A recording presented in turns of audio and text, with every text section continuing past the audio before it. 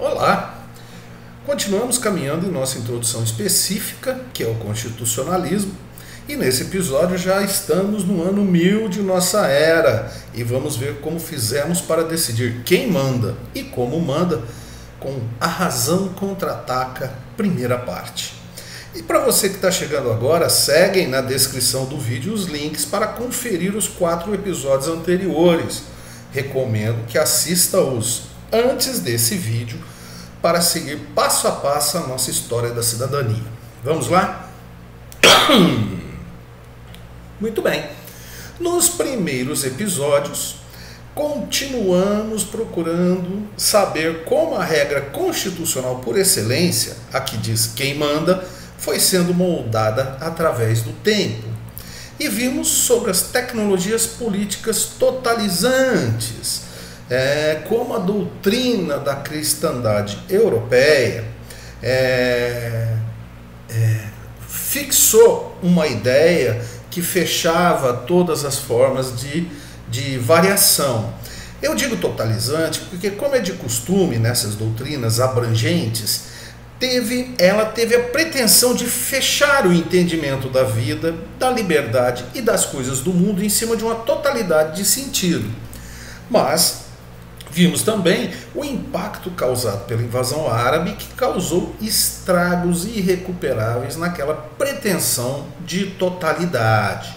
Agora, em segmento, veremos como os mitos da Idade Média começaram a perder poder para a forma racional de ver a dominação política, estudando o caso especial da Inglaterra, que partiu na frente em adotar o formato de configurar o poder em um documento escrito, a Magna Carta. Mas não vamos ficar só aí. Vamos deixar claro que a inventividade coletiva da humanidade também não para de trazer novos ingredientes nessa nossa jornada, como o tipo metálico de Gutenberg, abrindo os caminhos para o Renascimento.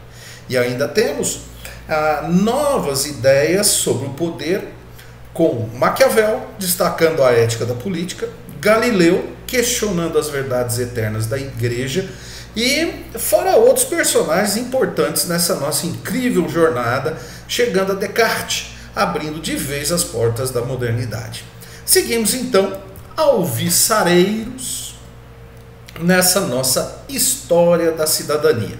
Pois é, são tantas emoções, não é mesmo? Muito bem, e como de costume, vamos ativar nossa memória RAM, abrindo todos os documentos arquivados aí em nosso computador mental. Primeiro, lembrar que vivemos em sociedades complexas, cheias de diversidade e problemas cada vez mais difíceis de solucionar. Que as sociedades têm ferramentas de memória social, como a oralidade e a escrita, como nós já vimos, mas o universo conspira, sempre trazendo desordem com a entropia. Enquanto isso, o direito tenta ordenar as coisas utilizando a ética para, refletindo sobre a moral, criar regras duráveis. Além disso, que somos herdeiros dos gregos, que racionalizaram o poder através da desigualdade.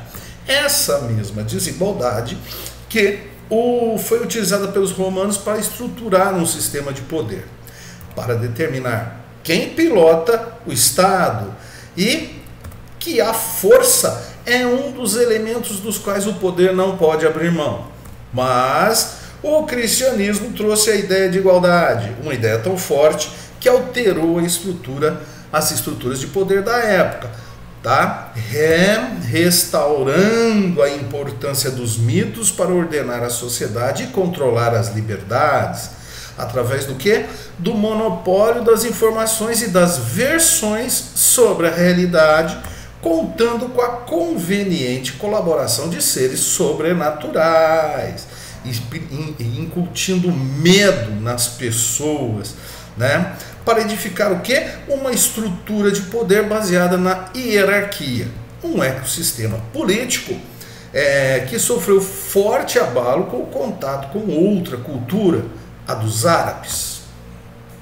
Tudo isso sem falar que as coisas estão acontecendo cada vez mais rápido e que é fundamental você entender esse cenário, sobretudo porque terá que interpretar a Constituição de uma forma, se não totalmente certa, pelo menos não muito errada, não é mesmo?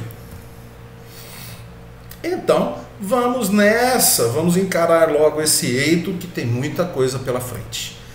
Muito bem, né? Você certamente não esqueceu que a moral tirânica sempre quer se impor sobre a ética e o direito, não é mesmo? Pois bem, então é claro que essa moral não ia aceitar racionalmente que as lições dos árabes acabariam de modo dialético mudando a visão de mundo das pessoas. Então vieram as cruzadas. E as cruzadas venceram, expulsando os árabes do berço da civilização. Contudo, só que não. Por quê? O mundo nunca mais seria o mesmo. A visão bidimensional da cristandade europeia, que dividia a vida das pessoas entre bem e o mal, ou você está com Deus ou está com o diabo, estava definitivamente abalada. A versão não convence mais a todos. Diversos interesses encontram um novo pensamento, ou nesse novo pensamento, uma forma de escapar de um destino que já estava traçado desde o seu nascimento. Agora havia outras formas de entender a realidade. E mesmo que as cruzadas tenham conseguido expulsar os mouros, nada nunca mais será como antes. Aliás, não foi sempre assim, não é mesmo? Levou algum tempo ainda, tá? Mas, e foi só 200 anos depois, mas as coisas começaram a mudar e a ficar mais parecida como nós conhecemos hoje. A Magna Carta, assinada por João Sem Terra, rei da Inglaterra, em 1215, é considerado o primeiro documento que estabelece a forma das constituições modernas. Naquele documento, o monarca, mesmo ainda sendo considerado um ungido por Deus, agora aceitava submeter o seu poder à vontade dos governados. Como podemos ver, a figura do rei deixa de acumular todas as funções do poder. Claro, ele ainda é presidente da República, o presidente do Supremo e o presidente do Congresso, trazendo a configuração para nossos dias, claro. Mas não é mais também o chefe supremo da igreja local. Agora, ele se obrigou a respeitar as eleições realizadas pela própria igreja. Veja lá, a igreja da Inglaterra será livre e serão invioláveis todos os seus direitos e liberdades. Asseguramos a liberdade de eleição, principal e indispensável liberdade da igreja da Inglaterra. Além disso, é possível perceber claramente que uma ideia que é característica das constituições e é própria do constitucionalismo, a de perenizar as decisões políticas. Hoje em dia, temos o que chamamos de princípio da vedação do retrocesso, ou seja, uma vez atingido um grau de civilização e sedimentado esse entendimento em uma Constituição, jamais podemos retornar aos padrões civilizatórios anteriores. Mas é importante anotar a ingenuidade de se declarar expressamente que as coisas nunca mais mudarão. O para sempre, que aparece tantas vezes no texto da Carta Magna, e que deixei lá na sala de aula para vocês um complemento, né? Explicamos isso em aula anterior, quando dissemos que nós sempre somos contemporâneos. Isto é, toda geração humana se acha melhor que as anteriores e também melhor que as posteriores. Seja como for, a ideia de perenidade dos textos constitucionais permanece até hoje, como, por exemplo, a fixação de cláusulas pétreas, que no caso da Constituição Federal de 1988 estão enunciadas no parágrafo 4º do artigo 60.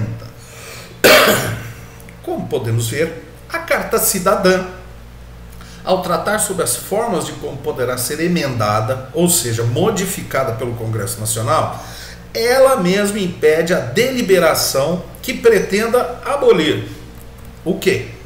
A forma federativa do Estado brasileiro, impedindo assim que a autonomia das unidades subnacionais, os estados federados e os municípios, seja violentada como já foi no passado, conforme alguns exemplos. A autocracia do Império, que centralizava todas as decisões importantes na coroa, como veremos estudando a Carta de 1824. Também com a ditadura de Getúlio Vargas, a pior ditadura que nosso país enfrentou, quando o ditador nomeava os governadores dos estados, como veremos também quando estudarmos a polaca, a carta nazi fascista de 1937. E também com o último governo militar, né, que, como todo espaçoso, se achava melhor que os cidadãos na escolha dos governantes, e que também veremos quando estudarmos a Constituição de 1967 e os demais papeluchos monstruosos que os gorilas teimam em chamar de atos institucionais. Sei lá o que isso signifique, né? Muito bem. Além disso, não pode mudar o voto direto, secreto, universal e periódico, que garante aos cidadãos brasileiros ter um regime democrático no sentido de tê-lo como um constante, mesmo que perturbado e barulhento, processo de aprendizagem. Além de garantir o quê? A possível alternância no poder pela vontade do povo, com eleições regulares e periódicas. Também não pode mudar a separação dos poderes, é uma espécie do para sempre que a gente está trabalhando, né? Garantindo a existência de um sistema de freios e contrapesos, fundamental para a configuração política de qualquer nação civilizada. E, finalmente, os direitos e garantias individuais que, por protegerem as liberdades dos cidadãos, também aparecem como componentes de um sistema de controle do poder pelo poder. Lembrando que tais direitos se afiguram como verdadeiros poderes reconhecidos, declarados e garantidos a nós, cidadãos brasileiros. Nesse trecho, tá, o que nós vemos? Claramente o que chamamos de princípio da legalidade tributária estrita, conforme vamos ver daqui a pouquinho, e o princípio da capacidade contributiva. Tais princípios, adotados pela imensa maioria das constituições atuais, visam o quê? Legitimar o ato de cobrar tributos pelos governos através de uma autorização dos representantes dos contribuintes. Tá? Na nossa Constituição, o princípio da legalidade tributária estrita consta do inciso 1º do artigo 150. Ele impede que haja abuso no poder de fixar tributos sem o consentimento dos contribuintes pela via de seus representantes eleitos. É um princípio fundamental da democracia contemporânea. Lembrando lá que no parágrafo único do artigo 1º de nossa Constituição está claramente declarado que todo poder emana do povo e esse poder é exercido por meio de representantes eleitos ou diretamente nos termos da própria Constituição. O princípio da capacidade contributiva está no sistema enunciado, né, no parágrafo 1º do artigo 145 da Constituição de 88, que trata dos princípios gerais do sistema tributário nacional. Mas é importante enfatizar que não se trata de um princípio fácil de definir. Tanto é verdade que a própria Constituição declara que deverá ser uma preocupação das autoridades em buscá-lo sempre que possível. Mas vamos seguir, né? Muito bem. Aqui temos uma embrionária ideia de individualismo. Ninguém será obrigado a prestar algum serviço além do que for devido pelo seu feudo de cavaleiro ou pela sua terra livre. Que individualismo é esse? É no sentido de que o cidadão não pertence ao Estado, mas a si mesmo, não podendo ser compelido ou obrigado a fazer o que ultrapassa o limite de sua liberdade individual. Estará, contudo, obrigado a cumprir os deveres de sua função, no caso, devido pelo seu feudo de cavaleiro, né, que na época tinha lá as obrigações próprias da sua condição. Ou por obrigação contratual, que podemos entender, devido pela sua terra livre. Alerta que estou fazendo aqui analogias, tendo em vista a finalidade didática. Mais uma passagem. Nessa passagem da Carta Magna, pode ser entendida como um afastamento das arbitrariedades, ou seja, a fixação de critérios para julgamentos, única e exclusivamente pela vontade ou interesse do poderoso, não vigora mais. Agora deve haver juízes imparciais, como dizem lá na carta, honestos, né? E aqui, nenhuma cidade, nenhum homem livre serão obrigados a construir pontes e diques, salvo se isso constar de um uso antigo de direito. né? Temos o embrião do princípio da legalidade, o princípio geral da legalidade, lembrando que o sistema anglo-saxão do direito é baseado no costume, como o law, né? Por isso eles falam em uso antigo e de direito. Mas no nosso sistema, repare, no romano germânico, as leis escritas, que é o da lei escrita, podemos ver onde? Aqui na Constituição Federal, no capítulo dos direitos e deveres individuais e coletivos, no artigo 5º, né, que garante a igualdade perante a lei, sem distinção de qualquer natureza, garantindo a brasileiros e estrangeiros que residam aqui a inviolabilidade do direito à vida, à liberdade, à igualdade, à segurança e à propriedade, nos termos seguintes, né? E aí no inciso 2º, nós temos lá: ninguém será obrigado a fazer ou deixar de fazer alguma coisa senão em virtude de lei, tá certo? Fica claro então que nos estados democráticos o poder pertence ao povo, como vimos lá no parágrafo único do artigo 1º da Carta Cidadã, mas este mesmo povo guarda para si, nos estados democráticos de direito, que terá como limite de sua liberdade apenas a lei, e não a vontade de qualquer governante, por mais excelente que ele seja, que dirá os governantes horrorosos e horríveis, na verdade? Muito bem, tá? E olha o nosso amigo burguês aí, minha gente. Os xerifes e bailios só poderão adquirir colheitas e quaisquer outras coisas mediante pagamento imediato, exceto se o vendedor voluntariamente, ou seja, de acordo com a vontade do vendedor, oferecer crédito, né? Agora, o simples fato de negociar com o nobre não obriga o burguês ter que vender sua produção fiado e receber sabe-se lá quando, né? A Magna Carta fixa a obrigação de pagar à vista da mercadoria, concedendo ao burguês a prerrogativa de conceder o crédito. Mas, advirta-se, a simples assinatura da Carta Magna não significou que as coisas mudaram imediatamente. Veremos que ainda vai passar muito tempo para aquele estado de coisas inconstitucionais, né, deixar de ser praticado. Imagina só a situação: um nobre comprar de um artesão um produto. Um sapateiro está lá fazendo uma bota, o nobre fala: eu quero uma bota, né? Muito bem. Imagina esse mesmo artesão não oferecer o crédito. Não, o senhor paga quando quiser. Ora, seria uma ofensa grave, não é verdade? E as consequências advindas desse insulto eram bastante previsíveis, né? Espada no burguês, perfeito? Tá certo. E aqui nós temos uma declaração expressa, né? Nem nós, o rei, nem os nossos bailios, né? Os nossos mandados, a jagunçada do rei, né? Nos apoderaremos das bolsas de alguém para serviço dos nossos castelos contra a vontade do respectivo dono, né? Olha só aí o direito de propriedade aí, pessoas. É certo que ainda estamos bastante longe da ideia de que a propriedade tem uma função social, ou como vai dizer Ehring lá aqui no século XIX, a propriedade obriga, tá?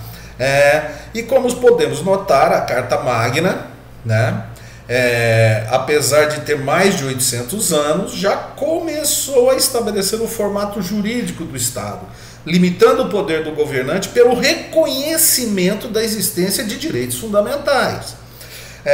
Fundamentais enquanto direitos, mas também fundamentais para a própria existência do Estado como forma de organização política de seres livres e iguais.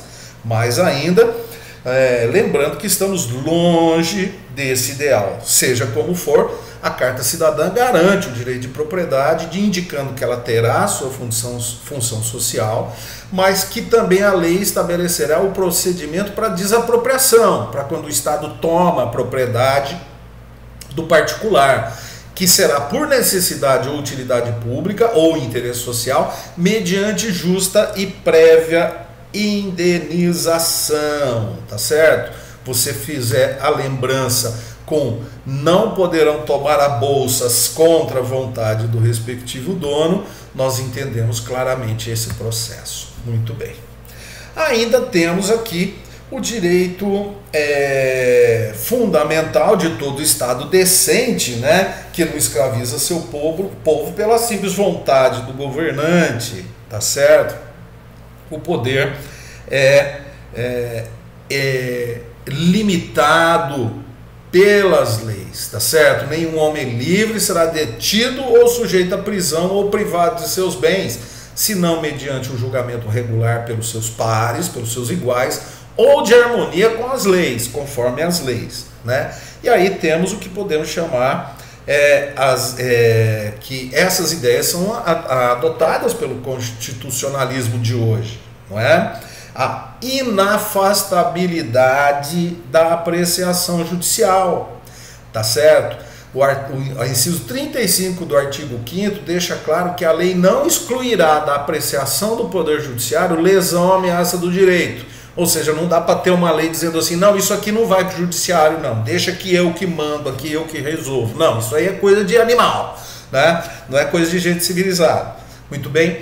Além disso, o princípio do juiz natural, né? Ninguém será processado nem sentenciado senão pela autoridade competente, que é determinada pela lei, né? E o devido processo legal, o grande princípio como regra norteadora dos procedimentos de apuração de fatos e fundamentação de decisões. Perfeito? Muito bem. Além disso, nós ainda temos o quê? A presunção de inocência, né? Ninguém será considerado culpado até o trânsito em julgado de sentença penal condenatória. Esse inciso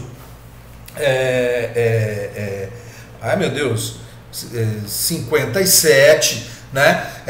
Ele está sendo muito discutido aí, foi discutido com relação à prisão após julgamento de segunda instância, não é isso? Olha lá, cláusula pétrea constitucional, direito e garantia fundamental, né? Além disso, que prisões só por ordem judicial, não pode já um policial, uma autoridade que não seja em flagrante, pegar o cidadão e descer-lhe a pancada e jogar na masmorra, não dá mais. Ninguém será preso, senão em flagrante delito ou por ordem escrita e fundamentada de autoridade judiciária competente, né? A não ser nos casos de transgressão militar, né? Muito bem. Pois bem, daí seguindo ainda a Carta Magna, nós temos a garantia da liberdade de locomoção e também a liberdade de ofício. Os mercadores terão plena liberdade para sair e entrar na Inglaterra e para nela residir e percorrer tanto por terra como por mar, comprando e vendendo quaisquer coisas de acordo com os costumes antigos e consagrados e sem terem de pagar tributos injustos. Repare como essas ideias constam de nossa Constituição. Lá no rol dos artigos, do artigo 5º, dos direitos e deveres individuais e coletivos, nós temos lá no inciso 13, livre exercício de qualquer trabalho, ofício ou profissão, atendidas, evidentemente, claro, as qualificações profissionais que a lei estabelecer, né? E tem muita gente por aí receitando remédio tipo cloroquina e exercendo ilegalmente a profissão de médico, não é verdade? Pois é, mas vamos seguir, né? Além disso, lá nas limitações ao poder de tributar, o artigo 150 veda tanto à União, aos estados, ao Distrito Federal e aos municípios, repare isso aqui, estabelecer limitações ao tráfego de pessoas ou bens por meio de tributos interestaduais ou intermunicipais, ressalvada a cobrança de pedágio pela utilização de vias conservadas pelo poder público. Tá certo? Então você tem aí a garantia do tráfico, da liberdade de tráfico de mercadorias, tá? Já em 1215, né? Muito bem. Além disso, e eu recomendo que você leia os trechos que eu selecionei e postei na sala de aula, você vai encontrar que já tem alguma coisa ligada a relações internacionais, né? Por exemplo, em caso de guerra, né, os mercadores do país que estamos em guerra serão presos. E vamos aguardar. Se os nossos não correrem perigo lá, também os outros não correrão perigo aqui, né? Repare que eles não descuidaram de tratar de relações internacionais. É meio olho por olho, dente por dente, como nós vemos, né? Mas bem é o estilo do direito internacional, também chamado direito das gentes, né? E olha só essa passagem que interessante, né? que os barões elejam livremente um conselho de 25 barões do reino, incumbidos de defender e observar, e mandar observar a paz e as liberdades por nós reconhecidas e confirmadas pela presente carta.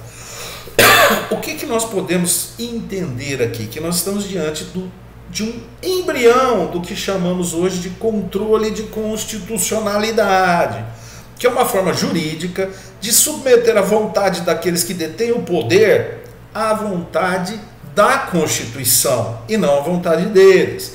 Como podemos verificar, o parlamento, na época formado pelo Conselho dos Barões, tinha a incumbência de guardar a Carta Magna. Aqui no Brasil, hoje, em 2020, o artigo 102 ao Tratar do Supremo Tribunal Federal deixa claro que compete ao Supremo o quê? Principalmente, em primeiro lugar, a guarda da Constituição. Repare que o nosso modelo, que adotamos uma receita norte-americana, que ainda vamos ver, né, nós temos o Tribunal Constitucional, que no caso brasileiro é o STF. Tá? Como vocês verão da leitura recomendada, somente recentemente os britânicos adotaram essa forma, tendo um Tribunal Constitucional. Mesmo assim, o principal guardião da Constituição, que na Inglaterra sequer existe a Constituição como um documento sistematizado, na Constituição deles, nós vamos ver que não tem, eles não têm uma Constituição, né? Conforme também veremos, ainda é o parlamento, né? A monarquia parlamentar inglesa é muito forte, né? E o que é mais importante de tudo isso? O que é mais importante é o juramento, gente. Lembra de tudo que a gente está aberto aí na nossa cabeça. Nós estamos falando de reis. Os reis foram inspirados por Deus. A igreja está endossando o que o rei jura. Então, né, é importante ressaltar que o juramento perante Deus era ato fundamental. Ainda vivíamos sob a influência da cristandade europeia. E não nos esqueçamos, não era qualquer um que estava jurando, era o rei, um nobre. E quebrar o juramento, apesar de muitos termos feito, como nós vamos ver, né, não era boa política. Por quê? Fazia do governante que quebra o juramento um homem sem palavra, logo desmerecedor de confiança, tanto da igreja, quanto do povo, quanto principalmente dos outros governantes que faziam acordo com eles, tá certo? Então esse ato de jurar é muito importante. E é por isso que quando nossos governantes tomam posse, o que eles fazem? Eles juram respeitar a Constituição, né? Pois é, né? Olha lá, a gente jura, né? A gente jura desde que a Constituição fale o que a gente quer que ela fale, que ela diga, né? Tem que ser do nosso jeito. Aí a milicada, né? O Getúlio Vargas, que jurou a Constituição de 34, 3 anos depois meteu o pé com a polaca, né? Jura da boca pra fora, não é verdade? E aí vem os doidos, os malucos que vem prometendo fundos, né? Mundos e fundos. Aí os milicos que também juraram que lá naquele golpe de 64 retornar à ordem e fazer eleições, só entregaram 20 anos depois o Estado todo quebrado pra gente arrumar. Não é isso? Pois é, vocês sabem mandar, sei tanto que vocês sabem mandar, né? Aí tem os que juram, né? Volta a turma que jura da boca pra fora. Eu juro, mas eu faço mensalão. Eu juro, mas eu mando bala e pedalada fiscal. E eu juro aí, tá bom, tá certo. Vamos voltar pro que interessa, né? Muito bem. Pois bem, na verdade pouca coisa mudou. Voltamos lá pra Magna Carta, né? E por que não mudou? Ora, porque a Carta Magna, apesar de conter declaração solene do rei que iria obedecê-la, ainda não passava de um mero documento para inglês ver. Ou seja, não tinha força normativa que as constituições têm hoje em dia. E olha que ela foi jurada por vários governantes que sucederam João Sem Terra. A coisa toda continuava ainda bastante feudal, com os nobres ainda mandando sem qualquer limite, mantendo relações servis em suas propriedades. Afinal, a Carta Magna valia mais para os barões, não é verdade, que propriamente para o povaréu, né? mantiveram suas forças armadas, né, sua força pelas armas, com a igreja ainda intermediando os acordos de poder, né? Afinal, Deus cristão continuava vendo tudo e o diabo estava de olho, não é isso? E os burgueses fazendo o seu trabalho, ganhando seus lucros e pagando os seus impostos, além de manterem as relações comerciais internacionais. Por sua vez, os nobres também continuavam conversando entre si, fazendo acordos, configurando aos poucos a formação do quê? Dos estados nacionais. Perfeito? Muito bem. A mudança veio mesmo, gente, foi com o Guto, tá?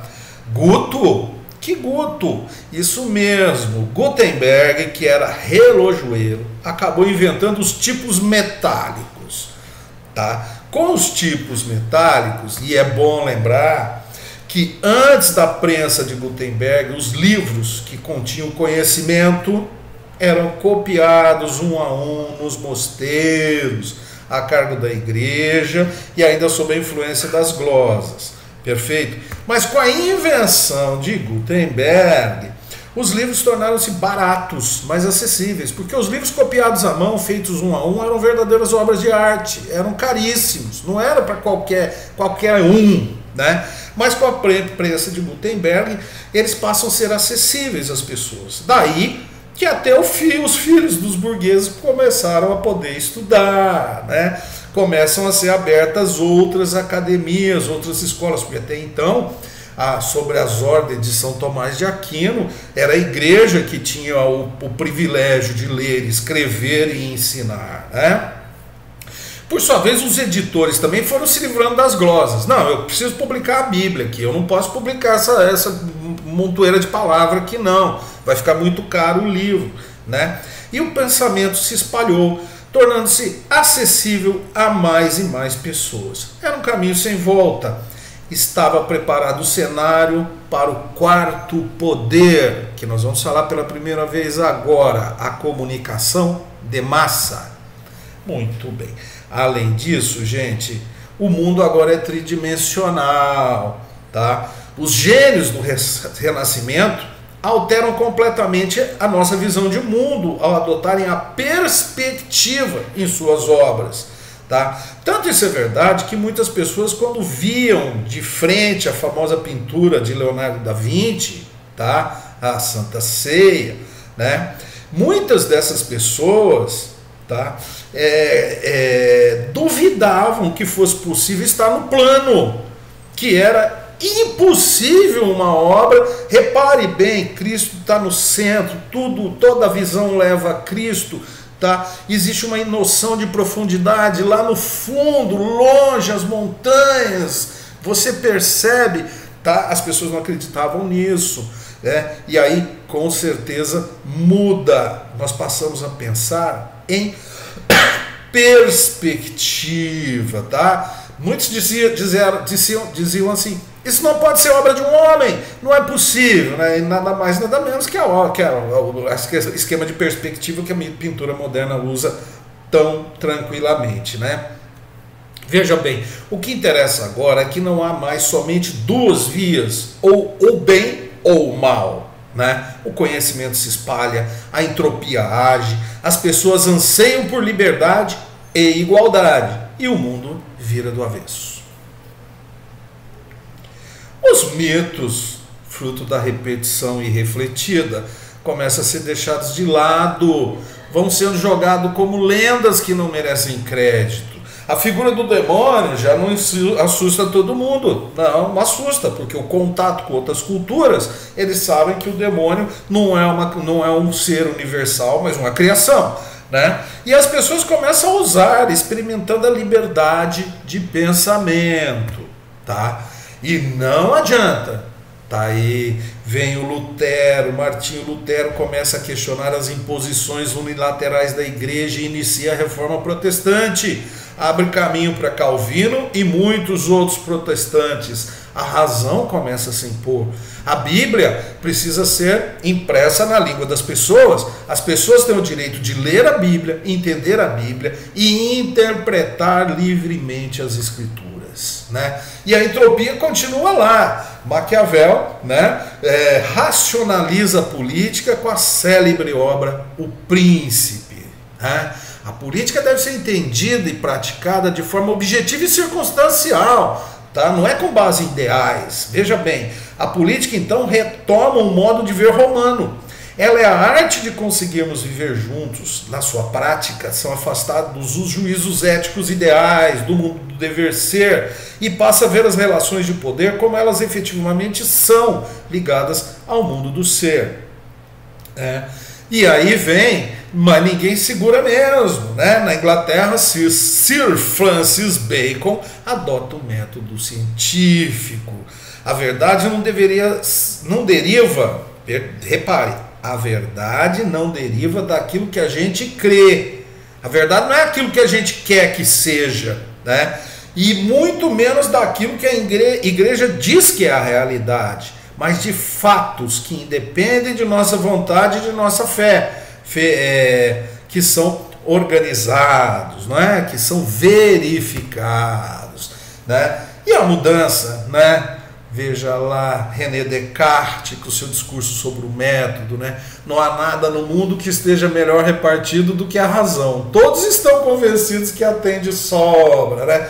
Então, o René Descartes traz o quê? A ideia de que nós temos que partir da dúvida para encontrar a verdade. Você não pode sair de uma verdade pré-estabelecida para confirmá-la de acordo com a lógica tomasiana, né? De São Tomás de Aquino. Tá? Mas não, você sai do nada, você sai da dúvida para tentar descobrir a verdade, né? E o volume de publicações é cada vez maior. Na França, René Descartes especula cada vez mais sobre o método científico, esclarece que nossas sensações nos enganam, que a verdade não é o que alguém diz. A verdade não é o que alguém diz, mas o fruto da verificação na busca do quê? De evidências, né? E a mudança quando ela vem, né? Galileu pega lá, junta uma lente que ele achou que alguém inventou com um telescópio, olha para a Lua e vê buracos na Lua, tá certo? Pois é, Galileu vê buracos na Lua. E se na Lua tem buracos e a Terra também tem, a Lua é igual à Terra.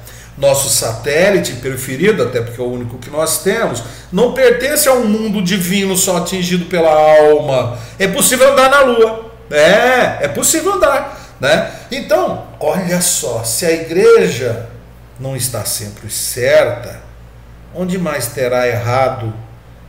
Hein? Nas questões ligadas ao poder, será que ela errou? Nas formas dos direitos, será que ela errou? Meu Deus! Não, nada pode deter a mudança, né? O mundo é redondo, são abertas rotas para as Índias, há terras a serem exploradas, a serem saqueadas, a serem pilhadas, tudo em nome de Deus ou do rei, né? Surgem arranjos empresariais, as companhias, a famosa Companhia das Índias Orientais, a Companhia das Índias Ocidentais, que vão acabar inspirando a forma do Estado moderno, como nós vamos ver. Existe um novo mundo, muito além do Atlântico. A Terra não acaba ali. Tem mais coisa para ver. Há mercados ávidos em consumir e fazemos qualquer negócio.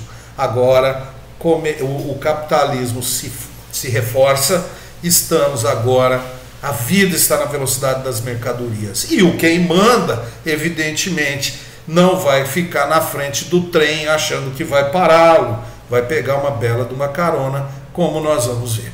E isso nós vamos ver na sequência da nossa aventura constitucionalista com A Razão Contra-Ataca, a segunda parte, onde nós vamos entrar no iluminismo, a era das revoluções. Muito bem, consultei Luiz Roberto Barroso no seu curso de Direito Constitucional Contemporâneo, que tem a recomendação de leitura na nossa sala de aula, Afirmação Histórica dos Direitos Humanos, do Fábio Conder Comparato, que tem as cartas antigas, a Magna Carta, a Ética, Direito, Moral e Religião no Mundo Moderno, também de Comparato, que é uma base muito boa de consulta aos clássicos e à filosofia, a História das Doutrinas Econômicas do Paul Hugon, a Inteligência Coletiva de Pierre Levy, uma antropologia do ciberespaço que mostra como as coisas vão acontecendo, O Príncipe de Maquiavel, né, numa edição sensacional do Senado com notas de Napoleão Bonaparte, tá? O curso de Direito Constitucional de nosso amigo Flávio Martins, além disso, o professor Mosca